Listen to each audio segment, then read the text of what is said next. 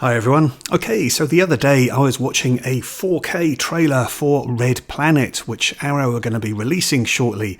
A really impressive trailer, and it made me realise, wow, I haven't seen that movie in a long time. The trailer just looked really good, and I thought, wow, my recollection of the movie isn't great. Perhaps it's time to revisit it, because I do have the DVD.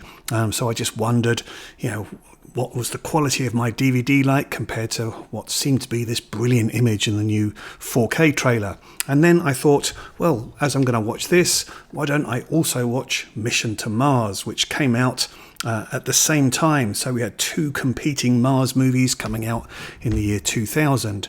But yeah, first things, my DVD quality of Red Planet, I think, is excellent. So I'm not a big 4K person by any means, but yeah, I'm perfectly fine with my DVD here of Red Planet. So this was a movie that was starring Val Kilmer and Tom Sizemore after they had appeared in Heat, and also Carrie-Anne Moss.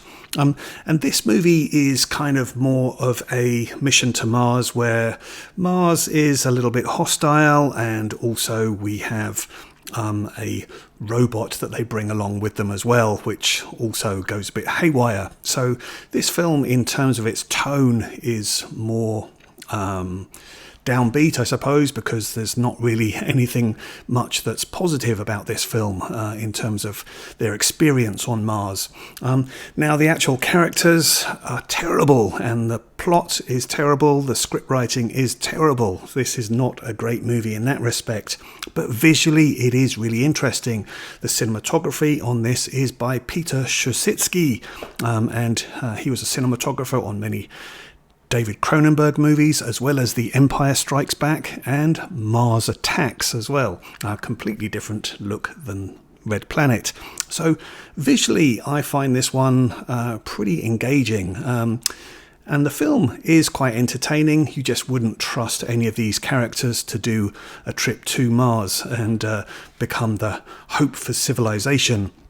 Now, the interesting thing as well is that this movie came out in 2000. Now, the mission that is shown in this movie does actually supposedly start in 2025, and then they land on Mars in 2050.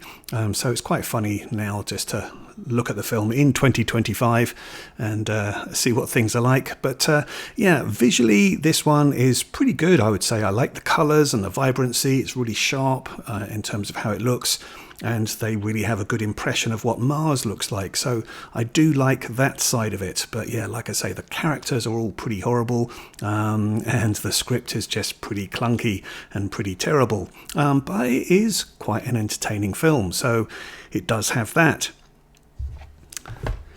On the other hand, we have Brian De Palma's Mission to Mars. So this one came out the same year, a bigger budget. It was a bit more successful at the box office than Red Planet. But still, it's not a great movie, again, because the characters are so badly written and the dialogue is terrible, and it really isn't very good in that respect. But what this does have is Brian De Palma's sort of flamboyant direction. It does have a score from Ennio Morricone, and it does have quite a good visual style to it. And in fact, for me, perhaps I should prefer this movie more, because when they actually came to film Mars in this film, they actually used Vancouver for some of it, because outside the port of Vancouver, they found a 300-acre dredging pit that was being used, and they used that pit. They imported some rocks from Manitoba, crushed them, and used 14,000 gallons of paint to make the whole area look red like Mars. Now, this film actually spends a bit less time on Mars than Red Planet, because a lot of this is actually in space. There's a rescue mission. So what I do like about the film actually is more of the stuff that goes on in space, and certainly Brian De Palma gives this a bit more of a sense of the Kubrick 2001 kind of flavour. We've got scenes inside the spaceship where you've got sort of rotating areas, and it really reminds you of 2001 in that respect. The cinematography is by Brian De Palma regular Stephen H. Burham, And again, we get some of the sort of trademark Brian De Palma long tracking shots. So visually, again, this is perhaps the better movie, and there definitely are some good sequences in this movie as well, particularly a space segment that involves the repair of the spaceship after an incident, and also another episode where Tim Robbins' character ends up drifting away from the rest of the crew.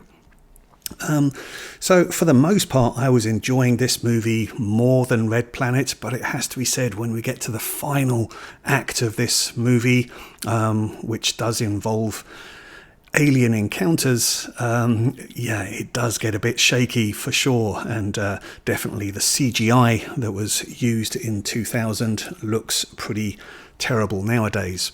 Overall, which is the better movie, Red Planet or Mission to Mars? It's a pretty difficult one to decide on. I think slightly Mission to Mars edges it in terms of the fact that it does have some impressive sequences in it, and it is a bit more optimistic. But I don't know, Red Planet, I think I prefer a little bit more visually in terms of how Mars looks, but it's just a shame it just has such terrible characters and terrible script, but they both do.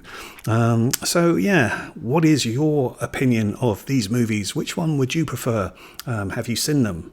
So Mission to Mars, Brian De Palma, Red Planet, directed by Anthony Hoffman, the only film that he was able to direct, because this one was a flop, and so he didn't make any movies after this. What are your thoughts? Which one do you prefer? Okay, thanks for watching. Hopefully I will see you again on another video. All the best. Bye-bye.